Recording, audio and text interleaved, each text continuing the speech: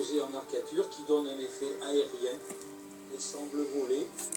Et la promenade continue en direction du château, le long des anciennes fortifications, dominées par l'imposant donjon. Une vraie plongée au temps des chevaliers. Les bâtiments étaient flanqués de machicoulis, d'échauguettes, de créneaux bien sûr. Et ça grimpe sec. D'ailleurs, ce sont bien ces entraides qui ont donné leur nom à la ville de Turenne. Le mot Turenne vient du latin torus, qui désigne un tertre, c'est-à-dire des pièces de terre en superposition. Autrement dit, culminant à 400 mètres, Turenne est le point le plus haut des alentours. Et à son sommet, après une dernière volée de marche, nous voilà arrivés au château. Un château toujours habité.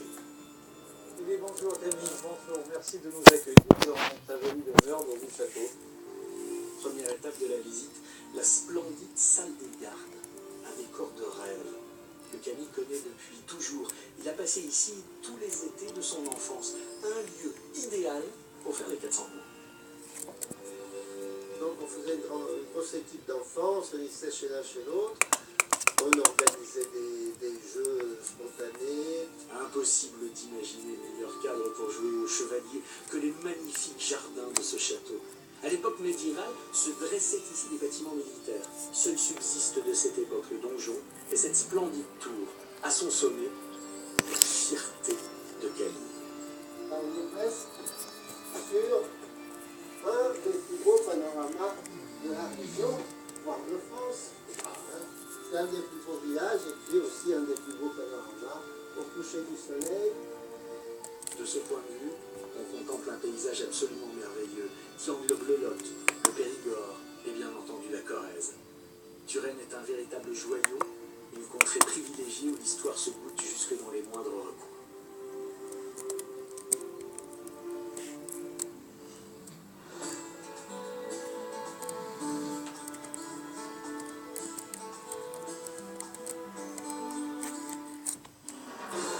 Mercredi sur France 3. Je vous emmène du massif des morts au golfe de Saint-Tropez, un patrimoine naturel exceptionnel que des passionnés défendent et mettent en valeur. Ici, on essaie de reconstituer un petit peu ce qu'était une plage naturelle autrefois. Je vous raconterai la véritable histoire de Saint-Tropez, créée à la fin du Moyen-Âge.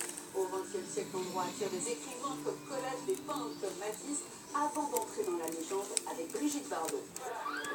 Enfin, direction le massif des Morts, où se dresse un magnifique monastère, la Chartreuse de la Verne. À proximité, la réserve naturelle de la Trêve des Morts, aux allures de savane africaine. Présenté par Carole Gessler, des racines et des ailes, mercredi à 20h50 sur France 3.